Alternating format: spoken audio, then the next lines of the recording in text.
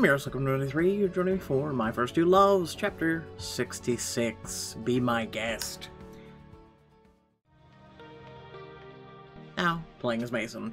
Family is a tricky concept. There's a traditional definition that involves DNA, bloodlines, legal documents, and then there's the family you choose and who chooses you back. The people who nurture you, care for you, love you.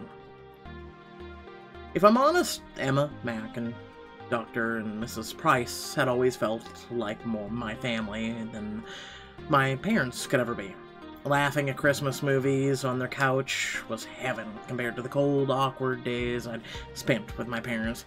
And as I pulled into the driveway the night before my family's annual ski trip, I couldn't help wishing I wasn't just there to say goodbye. Home sweet home. But I should have known something was different this year when I saw a motorcycle parked in their driveway, and when their front door swung open for me. The last person I expected to see on the other side was Noah. Noah drank in my shock with a satisfied smirk and leaned casually against the door frame. Looks like a small world after all. How can I help you? Noah, what are you, Emma's doorman now? What are you even doing here? It's family night. Then I guess I must have made one hell of an impression. Now, if you don't mind, we were in the middle of watching a movie. What do you want? I took a breath, trying to remember he had every right to be as protective over his time with Emma as I did. Slowly, I exhaled. I'm here to see Emma. Like I said before, you're not the only one whose feelings are wrapped up in this. Inside, Emma laughed, loud, clear, and beautiful, and instinctively each of us turned in her direction. When we met eyes again, I shrugged. My family's leaving for a week. I just want to see her one more time before I have to say goodbye. In that case, living room's that way, I guess. With my world spinning right off its axis, seeing everyone else right where they were supposed to be made no sense. Dr. Price lounged in his chaise, sneak peeking at x-rays on his phone. Mac laid sprawled on the floor, twirling the remote between her fingers. And Emma? She was nestled in her usual spot in the love seat, but then Noah breezed past me and sunk into the cushions beside her. Mason, I was wondering when you'd show up. Come on, you almost missed most of the movie already.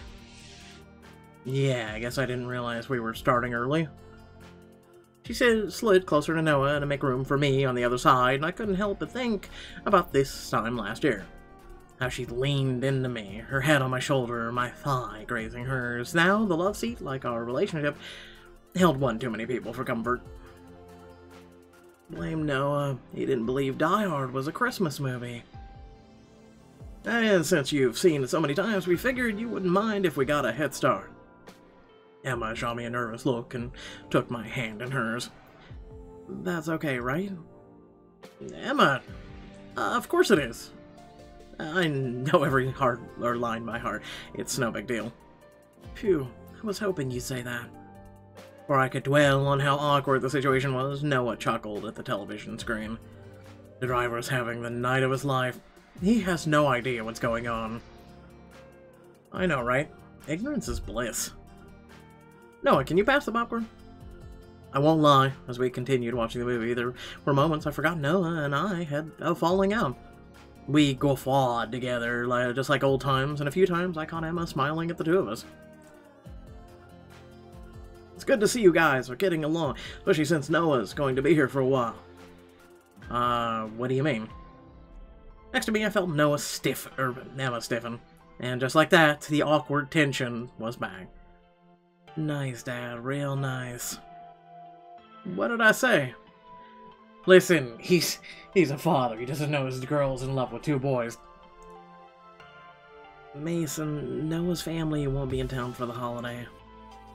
So I'm crashing here. For the whole week? Yeah, it's too bad. This week you're going away with your parents. We could have hung out. So, you and Emma are spending the holidays together? Yowza. Meanwhile, I'd be trapped with my parents in the middle of nowhere. For sure, I was jealous of Noah, but I think even more than that, I was going to be so lonely in the mountains with my family I could scream. Even though my dad had apologized, there was no way I could just forget all the pain he put me through. Scars don't heal that easily. Right, your trip to your family's mountain cabin is coming up soon, huh? I wanted so badly for my answer to be no. I didn't want to leave this room where I was actually surrounded by the people I actually cared about. And maybe, if I played my cards right, I wouldn't have to after all. Actually, why don't you guys come on the trip with us? You want us to stay over in the cabin with your family? Including me? I don't think your dad will be cool with that. Actually, Dad has been dying to show off the cabin's new renovations. It's so big for just the three of us. Trust me, he'll appreciate your company, Noah.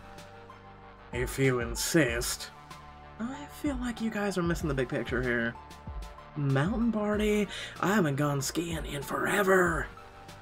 Hard to argue with that. Count us in. When should we be ready? As soon as he tells his parents.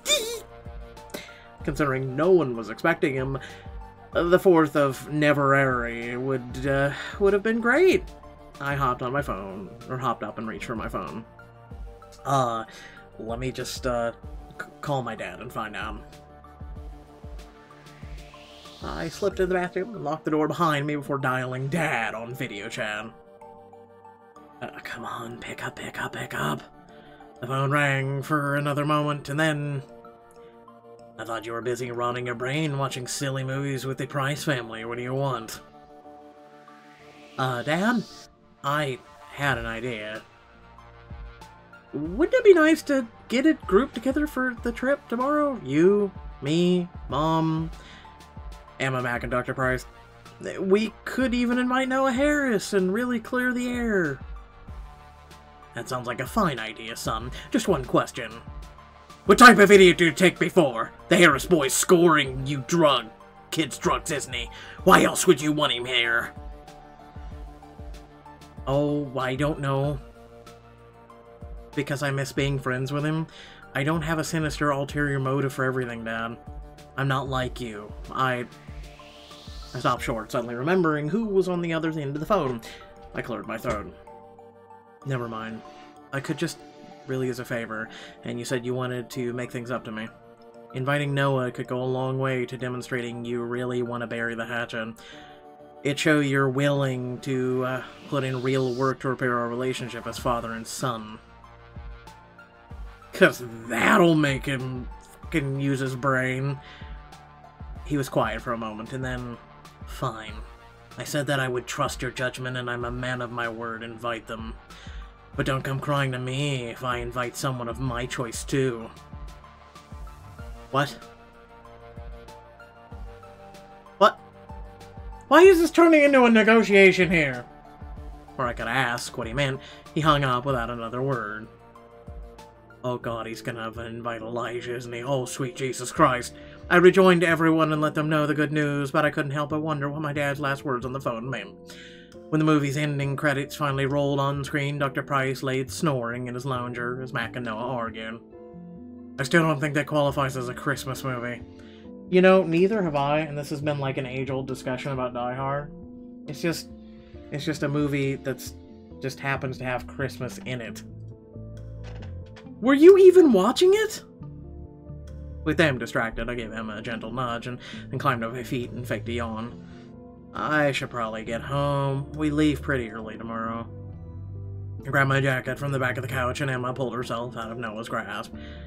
Let me walk you out. We let the door close behind us, and together we picked our way through the freshly fallen snow to my car at the end of the driveway. Real smooth, Casanova. That was the fakest yawn I'd ever seen in my life. Say what you want, but it did the trick. You are a hard woman to get alone. She stopped to look at me, her long eyelashes sweeping the snowflakes from her cheeks, and shot me a smile that made my heart ache. Well, you've got me now. Now what? I glanced down the sidewalk in the direction of the neighborhood park. At night, it would be dim, private, romantic. This could be a perfect time to tell her that I love her. Oh, for the love of Christ, stop it. Hey, Emma, I really love you. Even though we've never really had any dates or anything, unlike you and Noah, but you know. I was so relieved to know this book's going on hiatus, because I'm not ready to let you go yet. I walked backwards towards the park, crooked my finger at her until she fell into step beside me with a smile. There are so many memories on this street. Pick-up football games, the summer Dante Wilder got a trampoline and charged people 50 cents a minute to use it. Only for Denise Simmons to rip a hole in it, trying to cannonball from the roof. Emma laughed and filled the moonlight silence as we crunched our way through the fresh powder, leaving footprints as we went. I took her hand, laced her fingers with mine, and slipped them both into my jacket pocket. Emma laid her head on my shoulder and sighed. I miss the days when our whole world could fit in this one little neighborhood. You needed that much room. My whole world was right next door. She laughed and nudged me with her shoulder as we picked our way down the snow-covered sidewalk. I'm serious. Every milestone, every step, or every first, every defining moment all happened at your house. I can think of one that didn't. She pulled me to a stop and watched as her eyes flicked down to my lips and back. That one look was enough to make my stomach clench. Trust me, my first kiss in the middle of school was not a big moment. I got my braces stuck to hers, and Dad had to cut us apart with wire cutters. Nothing ruins a mood like breaking out of the jaws of life. Funny thing is, I always thought it would be with you. You're gonna think it's silly, but I had this whole plan. What stopped you? I was nervous. I didn't know where to put my hands, and it was so awkward. I didn't want you to think I was a loser. She bit her lip, and immediately I imagined it between my teeth. Her body pressed against mine, warm against the cool air. Now I just wish we'd have figured it out together. So, how about a redo? Only this time no braces, no awkwardness, just the way it should have been. Emma took a step towards me, and her hand slipped inside mine. The warmth of my jacket and made themselves at home against my ribs. You mean, like, sweetly? I cupped her cheeks in my hands and rested my forehead against hers as my eyes took in the face I knew better than in my own. She leaned forward, but I ducked her lips in favor of the hollows of her neck before kissing my way up. Mason. Her fingers dug into me as I teased her jawline, the corner of her mouth. But as she turned her head to meet me, I pulled back just enough to innocently brush my lips with hers.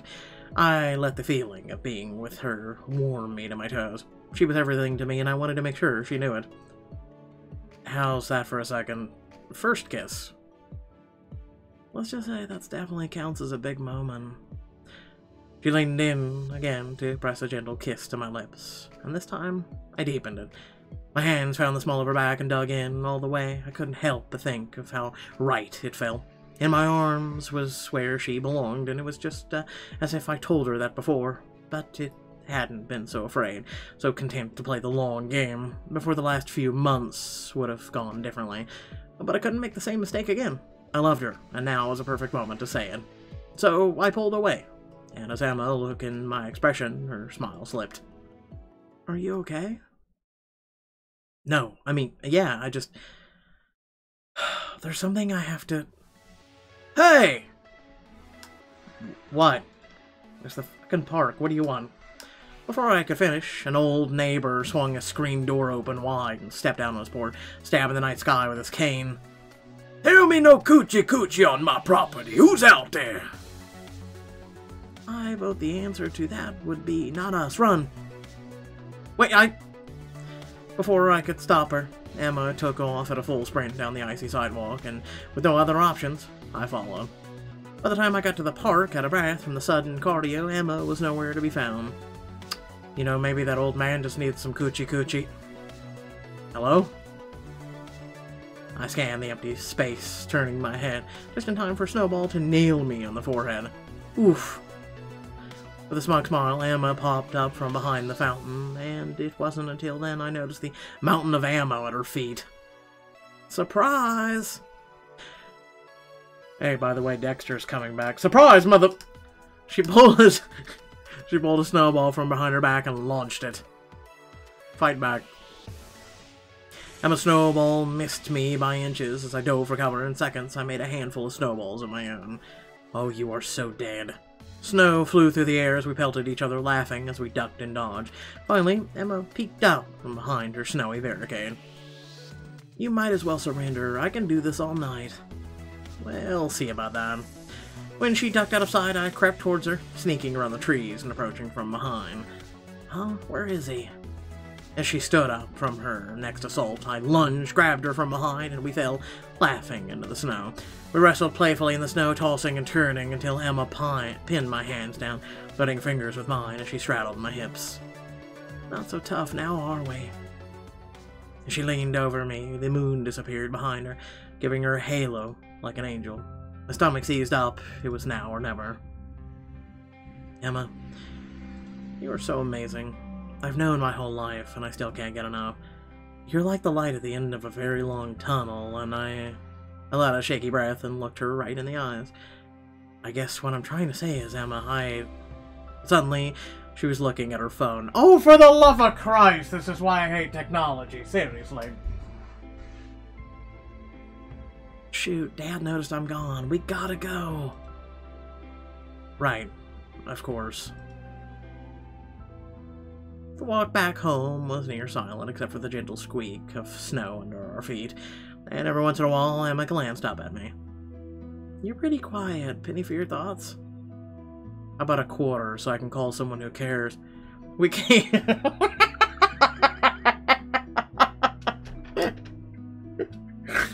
We came to a stop right in front of her house, and I realized there would be never a more perfect moment. I just had to go for it.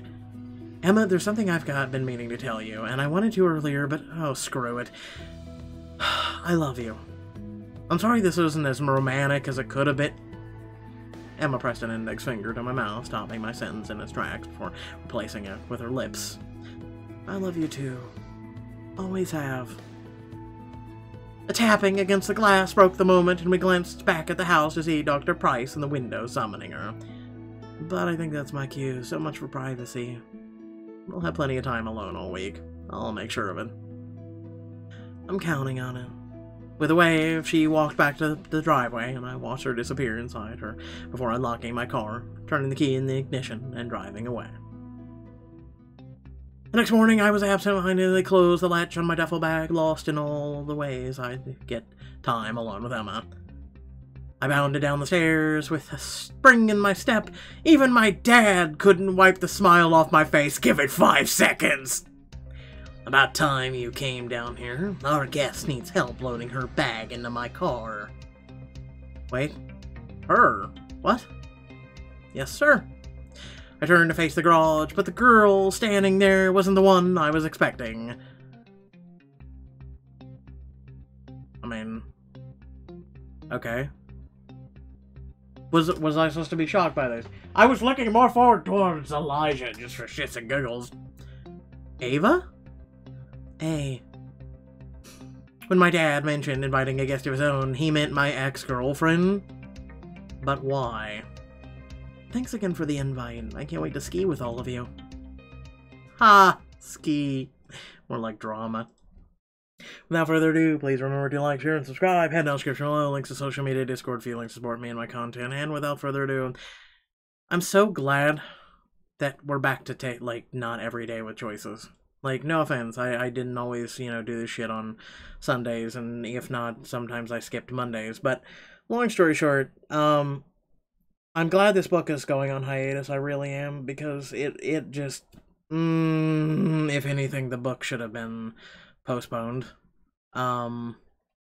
indefinitely. I mean, I believe there should have been, hey, book 2 will be coming eventually, blah blah blah blah blah, you know what I'm saying? So let me just end with this note. Once again, thank you all for watching. It means a lot to me. Please make sure to subscribe so you can always see future content. I always get choices that are not my first 2 loves, usually up within like 45 to 60 minutes when they go live, because I have to put in a little bit extra effort than any other Choices channel, and usually 99% of the time I still am the first to upload. With that being said, I'll say this. I feel like this book is weird. I feel like the sister needs, Mac has no one, right? And here you got 3 people vying for one person. Has anyone been this loved besides a celebrity? Seriously.